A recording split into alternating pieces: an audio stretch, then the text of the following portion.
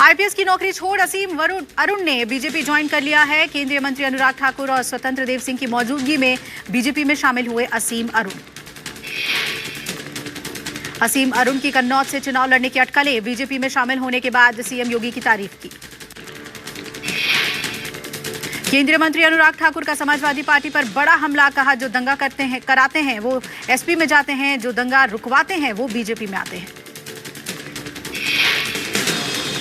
कि समाजवादी पार्टी में वो जाते हैं जो दंगा करते हैं, भारतीय जनता पार्टी में वो शामिल होते हैं जो दंगइयों को पकड़ते हैं। आज एसपी में शामिल होंगे योगी सरकार के पूर्व वन मंत्री दारा सिंह चौहान ने हाल ही में बीजेपी से इस्तीफा दिया था। अखिलेश की मौजूदगी में एसपी में शामिल होंगे दारा सिंह चौहान। दारा सिंह चौहान ने बीजेपी में पिछड़े वर्ग की अनदेखी का आरोप लगाया। चुनाव से पहले आजम खान के बेटे अब्दुल्ला आजम की रिहाई के बाद अब्दुल्ला ने बीजेपी पर बोला हमला। कहा, जुल्म भी खत्म होगा, जालिम भी तख्त से हटेगा। 688 दिन के बाद अब्दुल्ला आजम की जेल से रिहाई हुई। कहा, मैं चुनाव लड़ूंगा भी और जीतूंगा भी। इस बार अखिलेश 200% मुख्यमंत्री बनेंगे। अब्दुल्ला आजम अपने पिता आजम खान के साथ सीतापुर जेल में बंद थे। दोनों को रामपुर जेल से सीतापुर जेल में शिफ्ट किया गया था। पिता की रिहाई न मिलने पर बेटे ने बयां किया दर्द। कहा, वालिद के खिलाफ फर्जी मुकदमे दर्ज किए गए और उन्हें जेल भेजा गया। चुनाव में बीएसपी में भी उठापटक तेज हुई। बीएसपी के 5 बार के विधायक रामवीर उपाध्याय बीजेपी में हुए शामिल। ब्रज क्षेत्र के कद्दावर ब्राह्मण नेता माने जाते हैं रामवीर उपाध्याय। ब्रज क्षेत्र बीजेपी अध्यक्ष रजनीकांत माहेश्वरी ने उन्हें सदस्यता दिलाई। मायावती सरकार में ऊर्जा मंत्री थे रामवीर। मायावती के करीबी माने जाते हैं। डिप्टी सीएम दिनेश शर्मा ने भी रामवीर को बीजेपी ज्वाइन करने के लिए बधाई दी। यूपी में फिरोजाबाद से समाजवादी पार्टी को झटका। पूर्व विधायक ओम प्रकाश वर्मा आज ज्वाइन करेंगे बीजेपी। योगी सरकार में कैबिनेट मंत्री नंद गोपाल गुप्ता नंदी ने चुनाव प्रचार के दौरान कचौड़ी बनाई। प्रयागराज में चुनाव प्रचार करने पहुंचे थे नंदी। प्रयागराज दक्षिण से बीजेपी विधायक हैं गोपाल गुप्ता नंदी। अपने विधायक और मंत्री को कचौड़ी तलते देख स्थानीय लोगों की भीड़ जुटी। यूपी में जनता दल यूनाइटेड का अब अकेले चुनाव लड़ने पर विचार। 18 जनवरी को लखनऊ में पार्टी की अहम बैठक। यूपी में बीजेपी से सीट बंटवारे पर सहमति न बनने के बाद पार्टी ने दिए संकेत। जेडीयू ने आरसीपी सिंह को दी थी सीट शेयरिंग की जिम्मेदारी। जेडीयू नेता केसी त्यागी ने कहा कि पार्टी कम से कम 20 सीटों पर उम्मीदवार उतारेगी। त्यागी ने बीजेपी पर अनदेखी करने का आरोप लगाया। गोवा के लिए दिल्ली के सीएम केजरीवाल ने पेश किया एजेंडा। कहा, गोवा के लोग अब बदलाव चाहते हैं, दिल्ली की तरह ईमानदार सरकार देंगे। केजरीवाल ने कहा, गोवा में बेरोजगारी भत्ता देगी आप सरकार। 6 महीने के अंदर खनन शुरू करवाएंगे। केजरीवाल ने कहा, रोजगार, भ्रष्टाचार, शिक्षा, मोहल्ला क्लिनिक समेत 12 मुद्दों पर गोवा की स्थिति सुधारेंगे। केजरीवाल ने कहा, आम आदमी पार्टी आजाद भारत की सबसे ईमानदार पार्टी। जरूरत पड़ी तो गैर बीजेपी पार्टियों से गठबंधन करेंगे। दिल्ली में उत्तराखंड बीजेपी कोर ग्रुप की अहम बैठक में पार्टी उम्मीदवारों के नाम पर होगा मंथन। बैठक में गृह मंत्री अमित शाह और पार्टी अध्यक्ष जेपी नड्डा भी करेंगे शिरकत। उत्तराखंड में 14 फरवरी को एक चरण में होना है मतदान। पंजाब के सीएम चरणजीत सिंह चन्नी चुनाव आयोग को लिखा उन्होंने खत। चुनाव की तारीख आगे बढ़ाने की मांग की।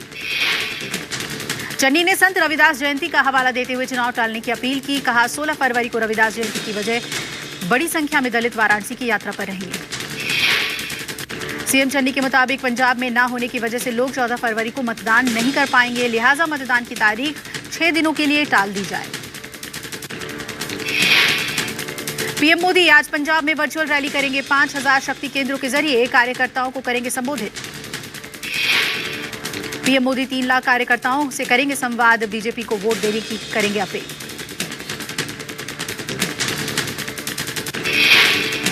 कोरोना के बढ़ते मामलों को देखकर चुनाव आयोग ने लिया फैसला। 5 चुनावी राज्यों में रैली और सभाओं पर रोक जारी। चुनाव आयोग ने रोक 22 जनवरी तक बढ़ाई।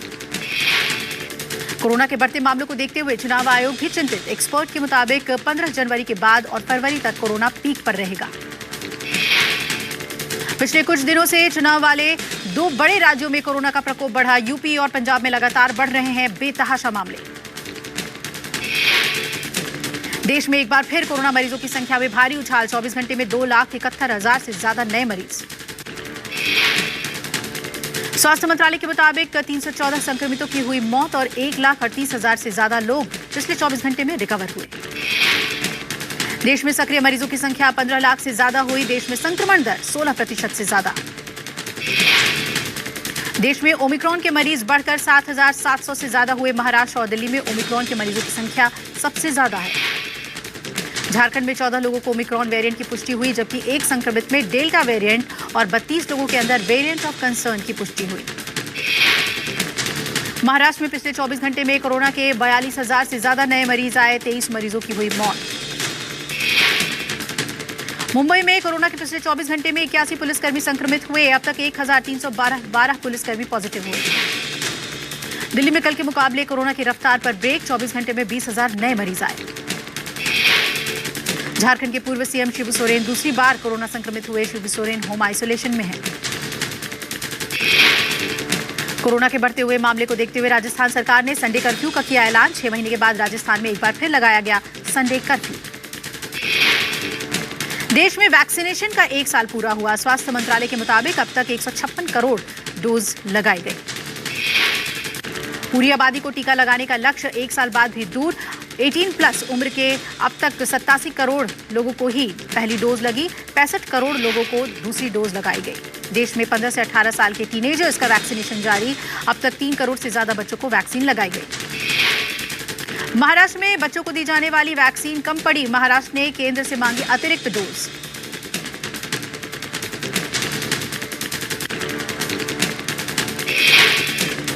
तेलंगाना में बढ़ते हुए कोरोना संक्रमण को देखते हुए 30 जनवरी तक शैक्षणिक संस्थाओं में छुट्टियां घोषित। सभी स्कूल और शिक्षण संस्थाओं में छुट्टी रहेगी। श्रीनगर में वीकेंड लॉकडाउन जारी। पूरे श्रीनगर में दिख रहा है लॉकडाउन का असर। दुकानें बंद दिखी। वीकेंड लॉकडाउन के दौरान सिर्फ जरूरी सेवाओं की अनुमति। तमिलनाडु में भी आज संपूर्ण लॉकडाउन। मदुरई में सड़क पर घूम रहे पुलिस वाहनों की पुलिस ने चेकिंग की। अलवर गैंगरेप मामले पर सीएम गहलोत ने ट्वीट कर दिया बयान। कहा सरकार किसी भी एजेंसी से जांच कराने को है तैयार। सीएम गहलोत ने बीजेपी को आड़े हाथों लेते हुए हमला बोला। रेप की बात से पुलिस वालों परिवार वालों पर क्या बीतती है। बावजूद इसके बीजेपी के नेता सियासी रोटियां सेकने में लगे हुए हैं।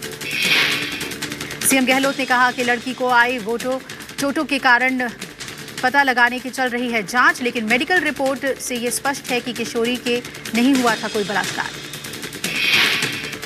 अमेरिका के टेक्सास में लोगों को बंधक बनाने वाले शख्स को पुलिस ने किया ढेर। पाकिस्तानी वैज्ञानिक को रिहा करने की कर रहा है मांग। टेक्सास में कल एक यहूदी मंदिर में 4 लोगों को बनाया गया था बंधक। सभी लोगों को पुलिस ने रिहा कराया। पाकिस्तानी वैज्ञानिक आफिया सिद्दीकी अमेरिकी सेना के अधिकारियों की हत्या की है दोषी। आफिया को अलकायदा से संबंध के बाद दोषी करार दिया गया था। लिपुलेख को लेकर भारत नेपाल के बीच एक बार फिर तनातनी। नेपाल ने लिपुलेख दर्रे में सड़क चौड़ीकरण का किया है विरोध। नेपाल ने इसे अपनी संप्रभुता का उल्लंघन बताया। हालांकि भारतीय दूतावास ने लिखित बयान में नेपाल के आरोपों को सिरे से नकारा। उत्तराखंड में भारत, चीन और नेपाल के बीच ट्राई जंक्शन लिपुलेख, लिम्पियाधुरा और कालापानी इलाकों को नेपाल ने अपना हिस्सा बताया। महाराष्ट्र के पुणे में बड़ा हादसा टला। चलती बस में ड्राइवर हुआ बेहोश। महिला ने बेकाबू बस को संभाला, बचाई 24 लोगों की जान। वीडियो हुआ वायरल।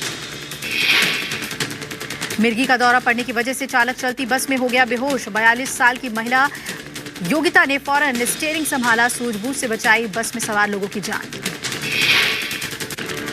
चालक के बेहोश होने पर बस में सवार सभी लोग इस दौरान जोर जोर से चीखने चिल्लाने लगे। महिला ने मसीहा बन बस को कंट्रोल किया।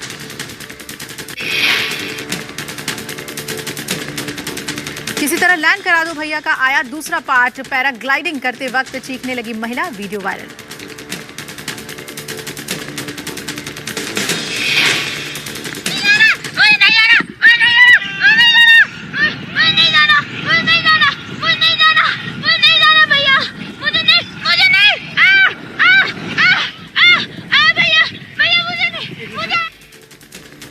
वायरल वीडियो में पैराग्लाइडिंग शुरू होते ही चिल्लाती हुई नजर आई महिला। साथ में मौजूद शख्स ने हौसला देने की कोशिश की।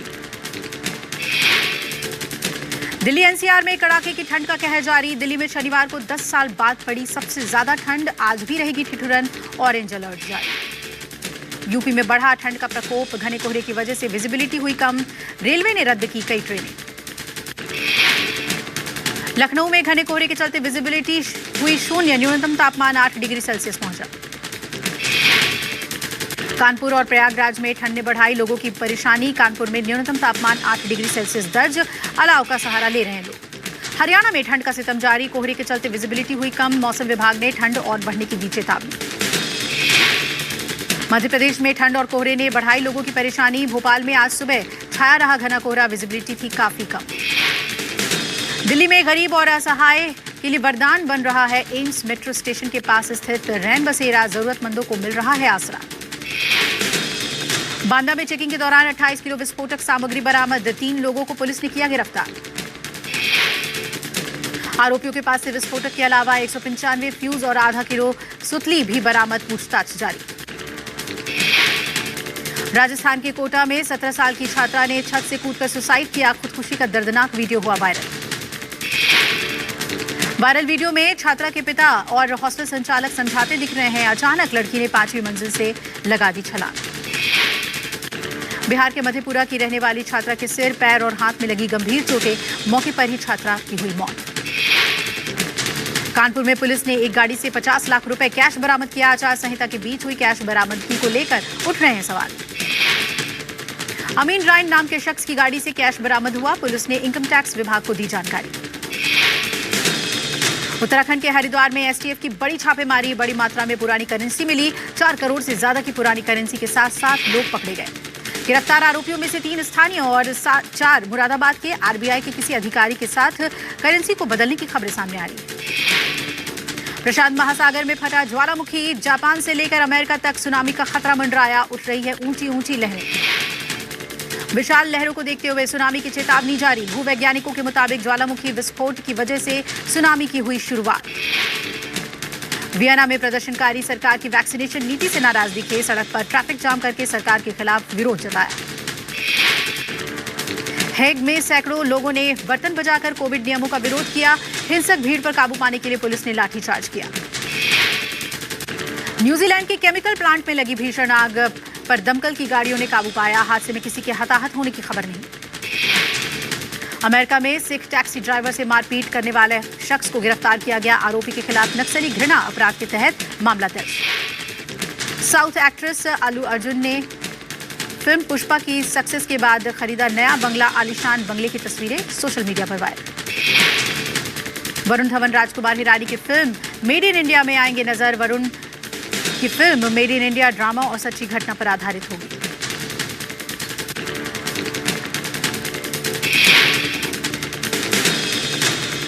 पीएम जीवन ज्योति बीमा योजना के तहत 330 रुपए में दिया जा रहा है 2 लाख तक का इंश्योरेंस, कोरोना से मौत पर भी मिलेगा पैसा।